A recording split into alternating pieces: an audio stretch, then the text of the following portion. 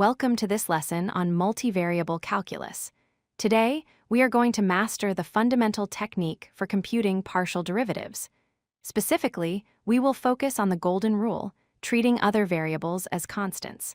This simple mental shift is the key to unlocking the entire subject.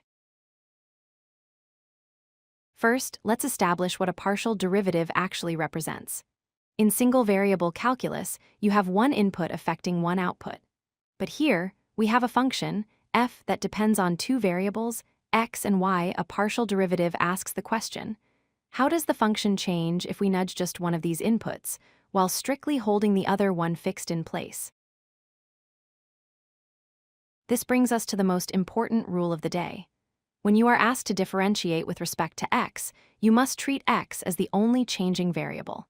Every other variable, like y, z, or theta, must be treated exactly like a plain number, such as 3 or 5.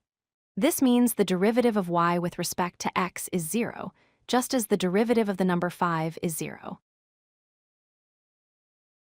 Let's visualize this. The blue surface represents our function. When we find the partial derivative with respect to x, it is like we are slicing this surface with a plane where y is constant, shown here in red. We are then just looking for the slope of the curve along that specific slice. We ignore the rest of the surface geometry. You will see a few different ways to write this.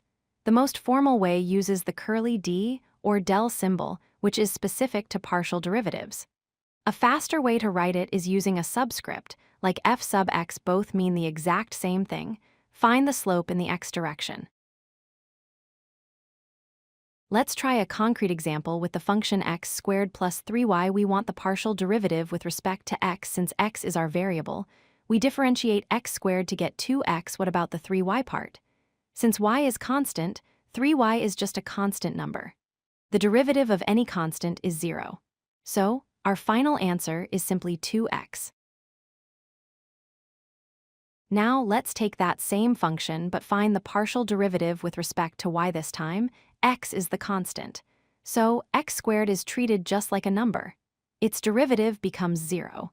The term 3y is linear, so its derivative is just the coefficient, 3. The final answer is 3. Things get slightly more interesting with multiplication. Consider x cubed times y to the fifth. If we want the derivative with respect to x, the term y to the fifth acts like a coefficient. It just sits there waiting.